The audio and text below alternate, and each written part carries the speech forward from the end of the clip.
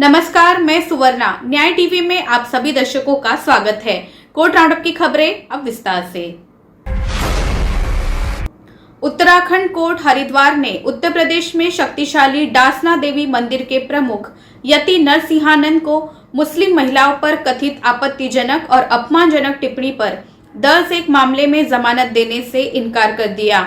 मुस्लिम महिलाओं के खिलाफ अपमानजनक टिप्पणी। इस मामले में आरोप लगाया गया है कि नरसिंहानंद ने सोशल मीडिया पर मुस्लिम महिलाओं पर आपत्तिजनक, अपमानजनक और अभद्र टिप्पणियां की थी।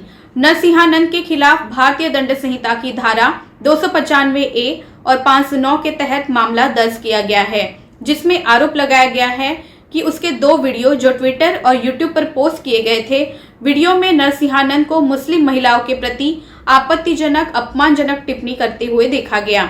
कथित तौर पर नरसिंहानंद को ये कहते हुए देखा गया कि मुसलमानों ने सब कुछ कब्जा कर लिया है, वे भारतीय जनता पार्टी भाजपा में शामिल हो गए हैं, उन्होंने आरएसएस पर कब्जा कर लिया है और इस्लाम की सेवा के लिए उनकी महिलाएं अपने पुरुष की मिस्ट्रेस के रूप में काम करती हैं और वे महिलाएं उनकी सबसे बड़ी ताकत है।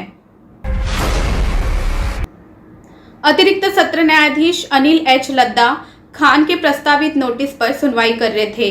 इस नोटिस में कक्कड़ को खान या उनके परिवार के खिलाफ सोशल मीडिया पर कुछ भी पोस्ट करने और आपत्तिजनक सामग्री को हटाने के निर्देश देने की मांग की गई।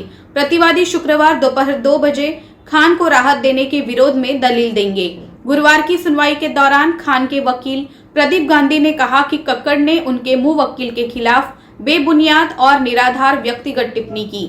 गांधी ने कहा कि कक्कड़ ने अभिनेता पर खान के Panvel farm house Arpita farm के पास स्थित उनके भूखंड तक पहुंच पर रोक लगाने का भी आरोप लगाया है।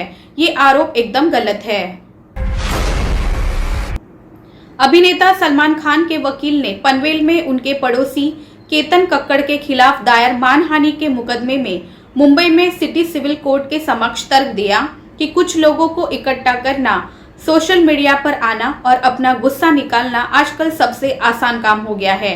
अभिनेता के वकील ने कहा कि कैसे सोशल मीडिया पर प्रतिवादी की टिप्पणियों और इंटरव्यू ने उनके धर्म पर टिप्पणी करके अभिव्यक्ति की स्वतंत्रता की सभी सीमाओं को पार कर दिया।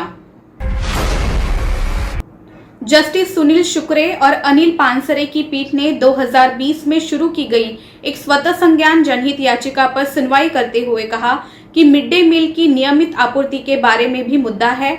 शिक्षा के अधिकार के तहत दिए गए बच्चों की शिक्षा के अधिकार का एक पहलू है।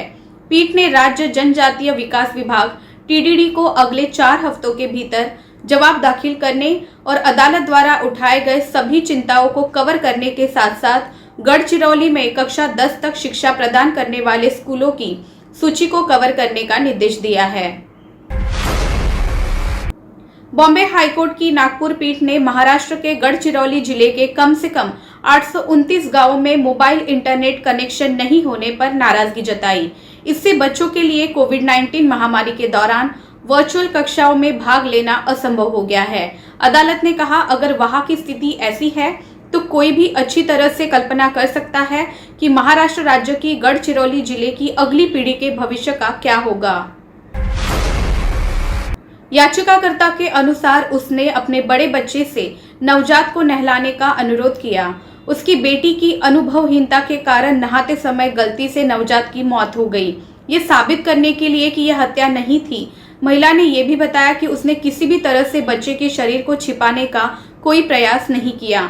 दूसरी ओर लोक अभियोजक नौशाद के ए ने प्रस्तुत किया कि पड़ोसियों और इलाके के अन्य लोगों से 10 बयानों के अनुसार याचिकाकर्ता ने अपनी गर्भावस्था को सभी से छुपाया था क्योंकि वो अपने छठे बच्चे के गर्भवती होने पर शर्मिंदा थी।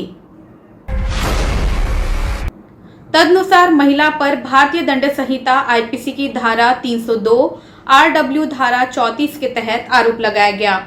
याचिकाकर्ता की ओर से पेश अधिवक्ता सीजो पथपरम्बिल जोसेफ ने कहा कि आरोप पूरी तरह से झूठे हैं और नवजात की मौत एक दुर्घटना थी। उन्होंने आगे तर्क दिया कि याचिकाकर्ता कई विकलांगताओं से पीड़ित हैं और पिछले 10 वर्षों से बिस्तर पर पड़ी है। केरल हाईकोर्ट ने गुरुवार को एक 33 वर्षीय विकलांग महिला को जमानत दे दी। इस विकलांग महिला ने कथित तौर पर अपने नवजात शिशु को पानी से भरी बाल्टी में डुबोकर मार दिया था। ये उसका छठा बच्चा था और कथित तौर पर अनपेक्षित गर्भावस्था का परिणाम था। जस्टिस गोपीनाथ पी ने महिला को जमानत पर रिहा कर दिया। उन्होंने कहा कि मामले की जांच में उसकी हिरासत में पूछताछ आवश्यक नहीं हो सकती है। जस्टिस गोपीनाथ पी ने आगे कहा, मामले के तथ्यों और परिस्थितियों को ध्यान में रखते हुए और इस तथ्य पर विचार करते हुए कि याचिकाकर्ता को बहुविकलांगता से पीड़ित बताया गया है और तथ्य ये है कि वो 10 दिसंबर 2021 से हिरासत में है, इस तथ्य को ध्यान में रखते हुए कि उसे लगातार हिरासत में रखा जा सकता है, ये किसी भी जांच के उद्देश्य के लिए आवश्यक नहीं है। मेरी राय है कि याचिकाकर्ता को शर्तों के अधीन जमानत दी जा सकती है। महिला के खिलाफ मामला ये था कि उसने अपने नवजात शिशु को पानी से भरी बाल्टी में डुबाकर मार दिया। लक्ष्मी मुर्देश्वर पुरी बनाम साकेत गोखले में न्यायमूर्ति हरिशंकर के फैसले पर भरोसा जताया।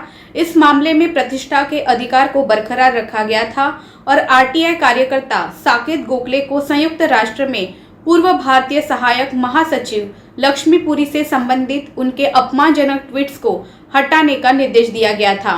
कोर्ट ने कहा था, प्रतिष्ठा, निस्वार्थ सेवा और वर्षों की मेहनत एक पल में तोड़ने के लिए एक विचारहीन शब्द पर्याप्त है।